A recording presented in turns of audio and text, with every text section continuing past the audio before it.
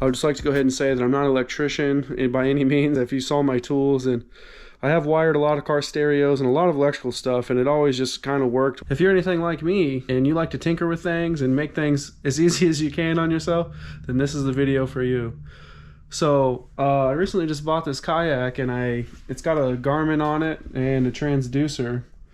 But the problem that I had with it is that when I ran the cords, that they were like physically in the way here, and they were in the way, and that's a big problem for me, just because like when this is loaded down, I don't like getting tangled up on stuff. So I took the initiative myself, and so what I wanted to do was take the transducer right here.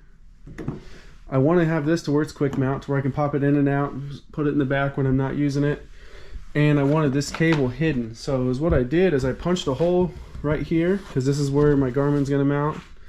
I punched a hole right here and fed my cable down underneath through here, and I had it come out here. So in the sake of making everything plug and play to where I don't have to worry about this cord ever again, I went ahead and spliced these, and now I just need to wire them up together. So I was a day late on ordering the right part. This is actually what I needed. It's a waterproof 4-prong quick connect, and like I said, this was the piece that I was missing, so I can attach one into this end, one into this end, and I can unscrew it, pop it off, throw it in there when I'm done, and vice versa. So I'll just keep this here. This is some extra that I was just messing with, but it's the perfect length to go back into the transducer spot on the back of the Garmin. So that works perfect how that is. And then I'm in the process of making a custom waterproof battery box over there.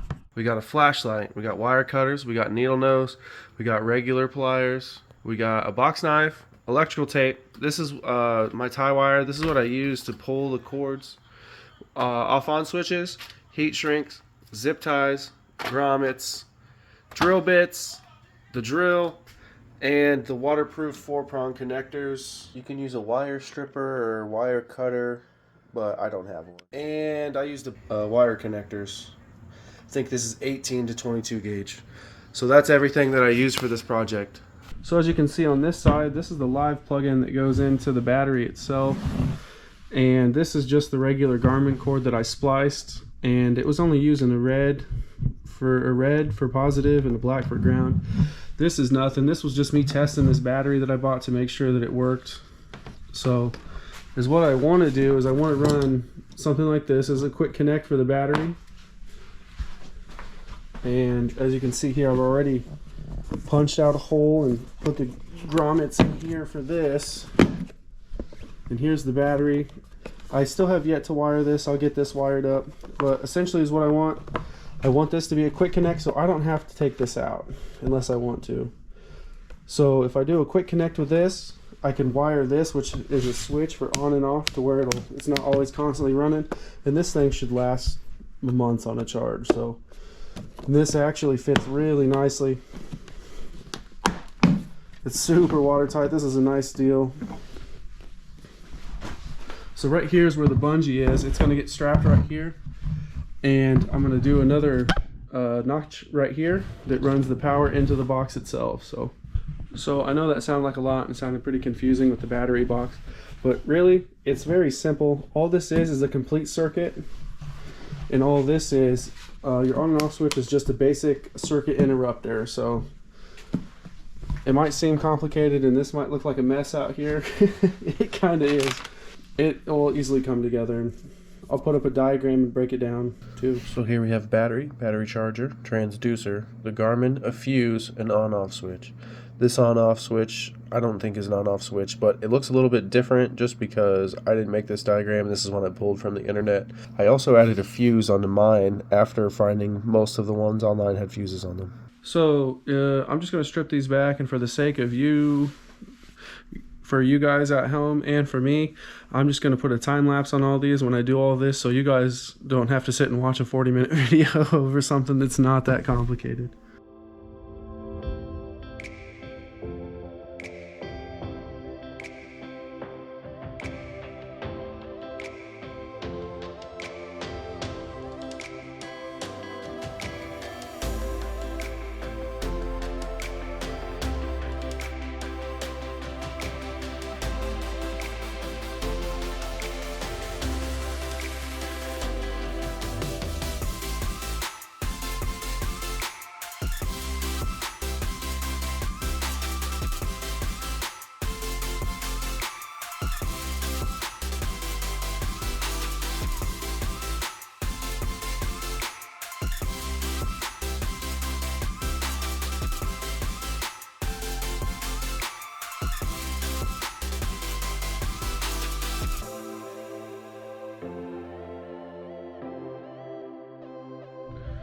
All right, so here's the doozy. You just saw me get that wired up. While I did that, I noticed that I didn't put the shrink wrap on the end of it where it was exposed, but that's not a problem because I'll fix it here in a second. Instead of cutting all my heat shrinks off of here, which I carefully put on here, right? No, they were all the same. I don't want to cut my heat shrinks off and redo it. So in the case of all I'm going to do is I'm just going to wrap electrical tape around it, and I'm going to go either way a good deal and then back. So go one way and then back. And this part will never be in the water, and it's clear.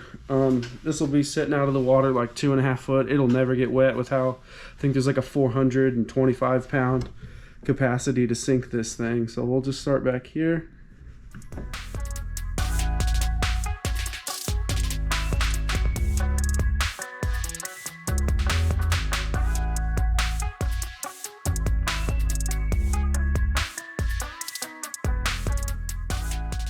All right, so there you have it. It was as easy as that. So I think about this far of it, this is electrical tape, and then that's when I get into the splices to the other splices, and then like this much over went all this way and then turned around and came back this way. So there will never be water getting into this thing for as long as I use it. So that's that. All right, so in my box, I needed a way to charge it. I needed a way to turn it off and on, and I needed a way for the power to run out to the Garmin itself. So I just poked a hole in this with a Garmin.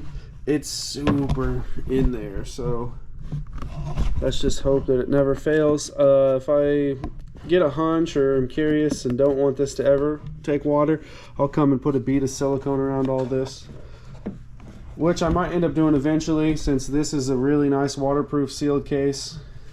But I'm not really concerned for that right now. So now I'm just going to finish getting this all rigged up how I want it, and then everything put together, finish hardening the wires, and then clean up my mess of a garage. Alright, so I moved my whole setup inside. So like I said before, battery, I want this to charge. I need this switch right here to toggle it off and on. And this is going to be the power that's waterproofed, ran to the Garmin's. So basically is what I need to do. I already clamped these earlier before I came inside. Because this was the piece I figured out I needed. Like if you saw earlier how I had it rigged on the vessel to make sure that the battery was charged. It took like some 14 hours to charge this thing. I kept checking throughout the night to see if it was charged. But I'm not going to put this one on yet until I'm ready for it. So let's do a little dry fit. We'll do black to black, red to red, and then I need to jump these ones to complete the circuit. So this is the black, which is the ground. I guess the red is still the power. I don't necessarily know how this will go, but basically all we're doing is making a complete circuit. So now that that's hooked up, this is just dummy rigged. I'm going to come through and squeeze them when I'm done, but this kind of takes me back to science class or whenever we were learning about molecules and kind of learning about how things worked and how to power things. So here's the test. We'll plug this in to here. So currently, oh, it came undone. I just want to dry fit these to make sure that I got these correct.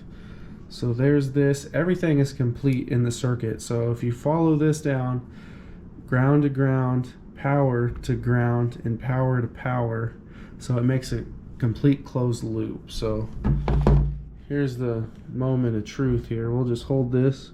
Right now our switch is turned off.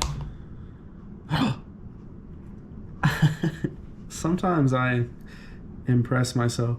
This isn't really even something that's super complicated, but I mean, as you look, I just have tools strung from one side of my table to the other. Same with my workbench. So I really like seeing that if things come together. So now I'm just going to flip this switch off. So now I'm going to come through, clamp all this, and figure out how I finally want everything wired to where this is all done, put it in the kayak, and never worry about it again.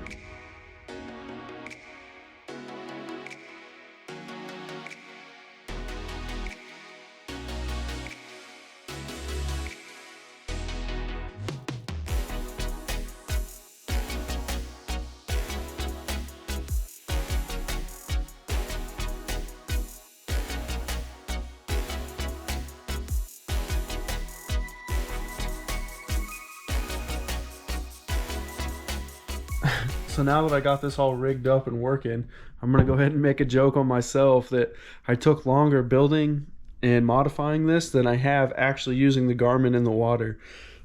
The guy I bought the kayak from, he included an aqua waterproof battery, and as soon as I took it out, I like set the color. I saw the water was like 5 to 7 foot deep, and then it just died. So the only thing I got left to do now is just to silicone and seal up my holes, get everything mounted. I'll take one final video for YouTube, and that's all there is to it.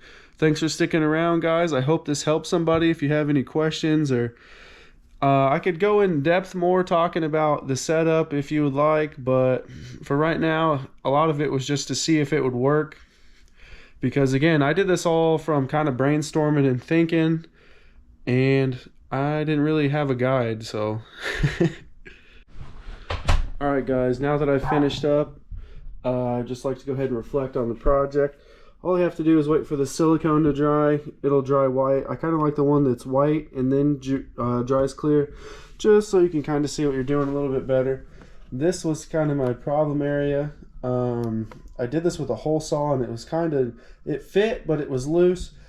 And I was just kind of figuring, if water's going to get in anywhere, it's not going to be these super tight grommets that I had to pull with a lot of force. These aren't going to be what's going to leak. It'd be this, if anything. So again, this is all speculation. It's going to be sitting right here, and it's not going to, I mean, unless it falls off somehow magically, it's not going to have any water touch it anyways. It's just an extra precaution. Here's this other one I siliconed, and here's this one. So it's going to be waterproof from the top down. I don't really know about the elasticity of this, so we'll just have to see whenever it's done. But we're done finally.